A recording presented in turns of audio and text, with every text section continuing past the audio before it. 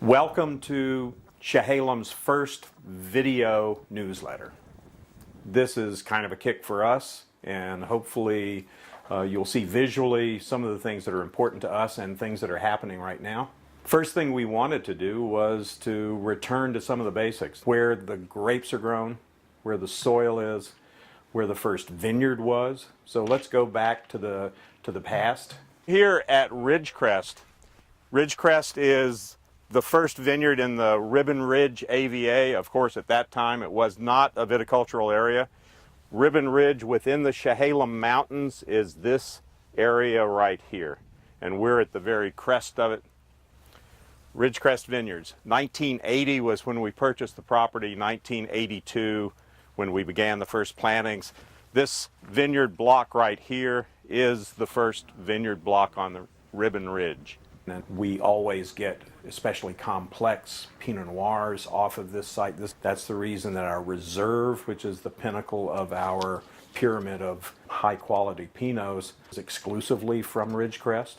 In special years, we'll select 4 barrels from this same vineyard to make our statement wine, to emphasize how great a vintage is. And we're already blending our wines from 2011 to make both statement and also our reserve. Ridgecrest is composed of the original Ridgecrest vineyards plus, contiguous to it, our new Wind Ridge vineyard.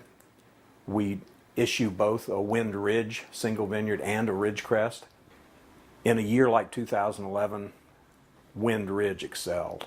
We also experiment on Wind Ridge by having this be the site for our mother block of Riesling, plus also the place that we planted our first planting of Gruner Veltliner, which we're quite taken with, and that has hit resonant chords out in the marketplace. So Ribbon Ridge itself as a viticultural area is unique based on soils and geology.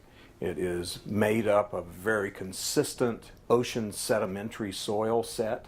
The series of soils that are here are amazing in what they transmit to a black fruited complex Pinot Noir. Ridgecrest shows complexity, it shows both elegance and also rusticity, so you get some structure for exceptional aging.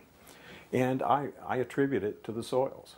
The complexity that comes from the age of vines is something that shouldn't be dismissed lightly. And candidly, I dismissed things lightly when the Burgundian said, oh, but you need 20 years of age for the vines to be complex and for them to be mature. And I, of course, had 7 or 8 year old vines, and I said, they're just fine as they are, and they're as complex as Burgundian vines. And I was totally wrong. And as a matter of fact, the Burgundians said, really, you need 30 to 40 year old vines. And when I had 20 year old vines, I said, no, that's not the case.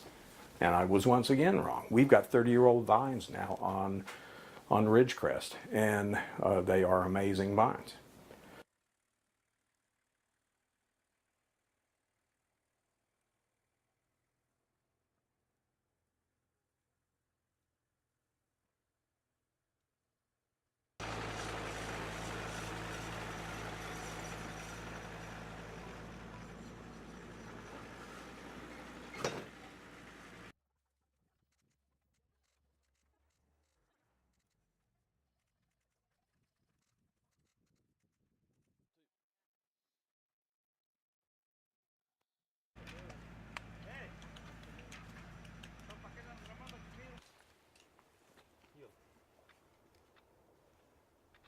Que le diga que se lo ocupa.